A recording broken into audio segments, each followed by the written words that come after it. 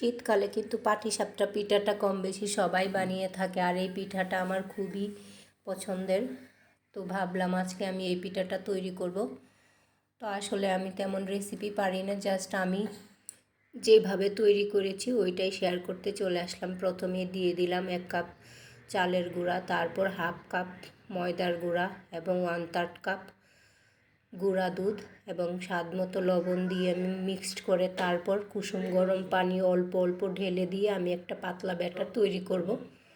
এটা হচ্ছে আপনার রুটির জন্য যে ব্যাটারটা হয় সেটা তৈরি করছি।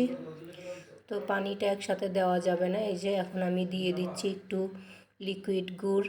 এখন কালারটা চেঞ্জ হয়ে গিয়েছে, খুব সুন্দর একটা কালার আসবে।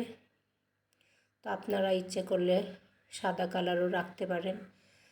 তো এখন আমি চলে যাব খিরসা বানানোর জন্য ভিতরের পুরটা।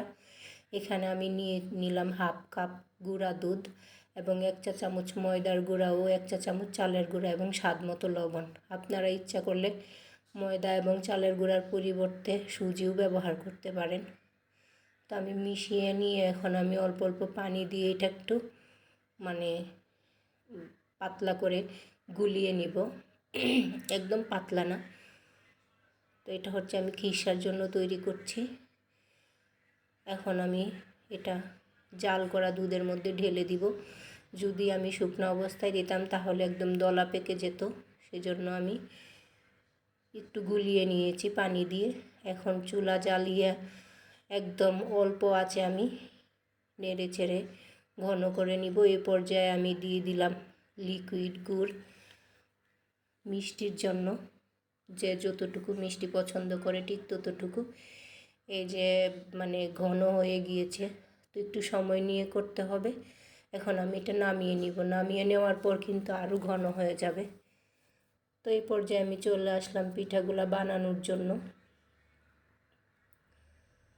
তো এখন আমি অল্প অল্প করে দিয়ে দিচ্ছি। প্রথমে আমি ঘি দিয়ে একটু ব্রাশ করে নিলাম। তেল দিয়েও করা যাবে, যেহেতু আমার হাতের কাছে ছিল ঘিটা সেজন্য আমি ঘি দিয়েছি। তো পিঠাটা বানাতেও একটা আমার কাছে খুব মজা লাগে। তো আমি এক এক করে সবগুলা পিঠা বানিয়ে নিচ্ছি। পিঠাটা যখন পারফেক্ট হয় তখন খুবই আনন্দ হয়। তো এই যে হয়ে গিয়েছে, এক এক করে সবগুলো আমি বানিয়ে নিব। আসলে এই শীতকালে তেমন পিঠা বানানো হয় নাই, তবে পাটিসাপটা পিঠা মাস্ট আমার বানাতেই হয়, কারণ চিতই পিঠা টিটা ওই রকম আসলে বাসায় কেউ নাই, সেজন্য ওরকম বানানোও হয় না। মন চাইলে কিনে নিয়ে আসি। তো শীতও এদিকে চলে যাচ্ছে, ঢাকায় তো শীত নাই বললেই চলে। তো ভাবলাম শীত চলে গেলে আবার এই পিঠাটা মজাও লাগবে না, কিন্তু এটা কিন্তু সারা বছরই বানানো যায়, তবে শীতকালে মানুষ এটা বেশি করে বানায়।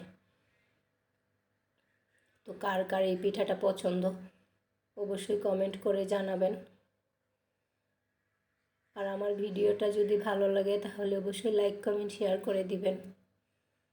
ভুল ত্রুটি থাকলে ক্ষমা দৃষ্টিতে দেখবেন। আমি আসলে কোনো রেসিপি শেয়ার করতে আসি না, আমি জাস্ট যা বানাই তাই আপনাদের সাথে শেয়ার করি, আমার ভালো লাগে শেয়ার করতে। এই যে আমার পিঠাগুলো এক এক করে বানানো হয়ে গিয়েছে। সবাই ভালো থাকবেন, সুস্থ থাকবেন। এই যে আমি একটু দেখিয়ে দিচ্ছি হাতে নিয়ে।